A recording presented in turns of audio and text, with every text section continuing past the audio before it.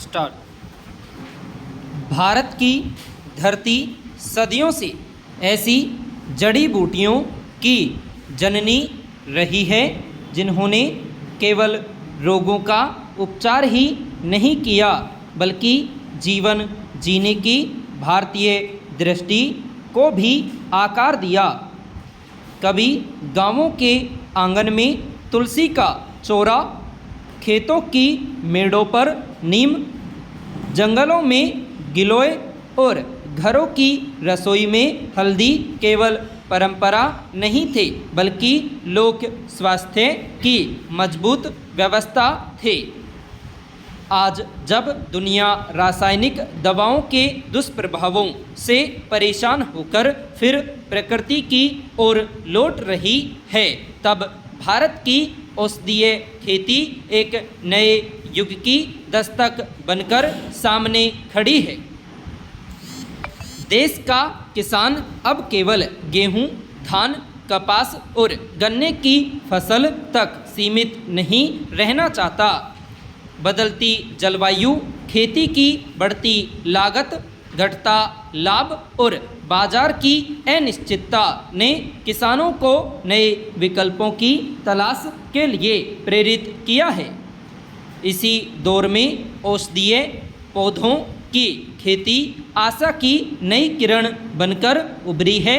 Para, ashwagandha, aloe vera, तुलसी, सर्पगंधा, आंवला, गिलोय, गुग्गल और शतावरी जैसी फसलें किसानों के लिए आय का नया आधार बन रही है।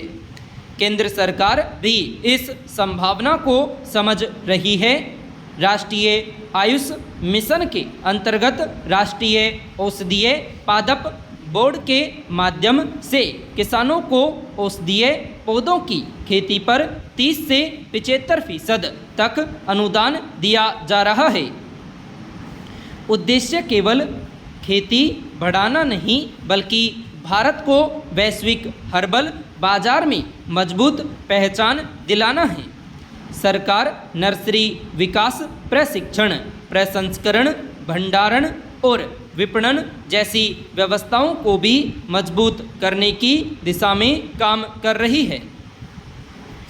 दरअसल यह समय केवल खेती बदलने का नहीं बल्कि खेती की सोच बदलने का है।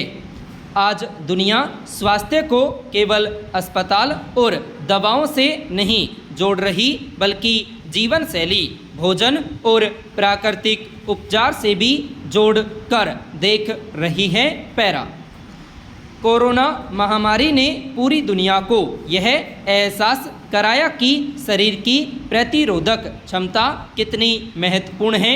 इस दौरान भारतीय काढ़ा, हल्दी वाला दूध, गिलोय, तुलसी और अश्वगंधा जैसी औषधीय जड़ी बूटियों की मांग अचानक बढ़ गई। यूरोप और अमेरिका जैसे देशों में आयुर्वेद और हर्बल उत्पादों के प्रति विश्वास बढ़ा है। भारतीय आयुष उद्योग का विस्तार अब लाखों करोड़ों रुपए के बाजार की ओर बढ़ता दिखाई दे रहा है।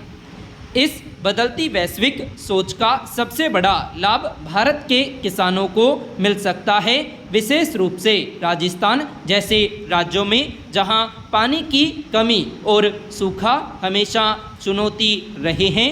वहां औषधीय खेती वरदान साबित हो सकती है। गुग्गल, अश्वगंधा और एलोवेरा जैसी फसलें कम पानी में भी अच्छी पैदावार देती है।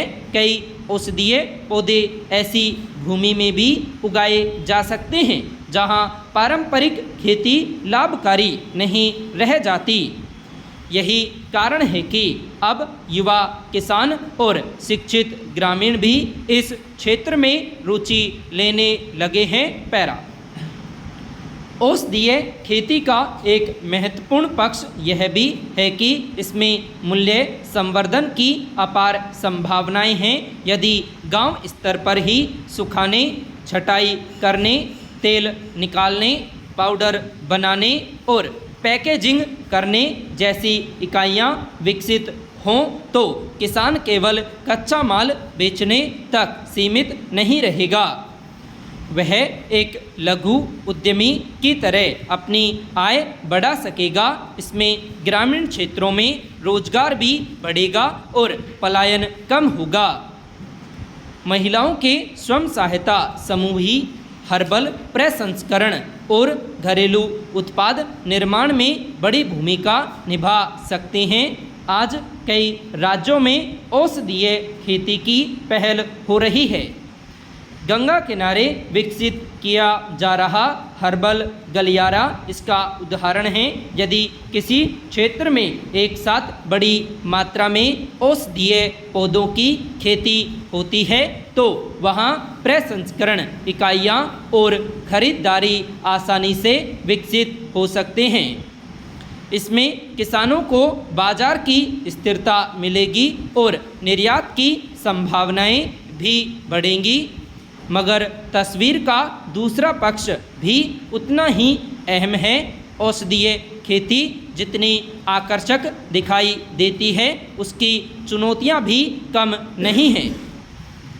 सबसे बड़ी समस्या बाजार की अनिश्चितता है। पैरा कई किसान उत्साह में औषधीय पौधे लगा लेते हैं लेकिन बाद में उन्हें उचित खरीदार नहीं मिलते।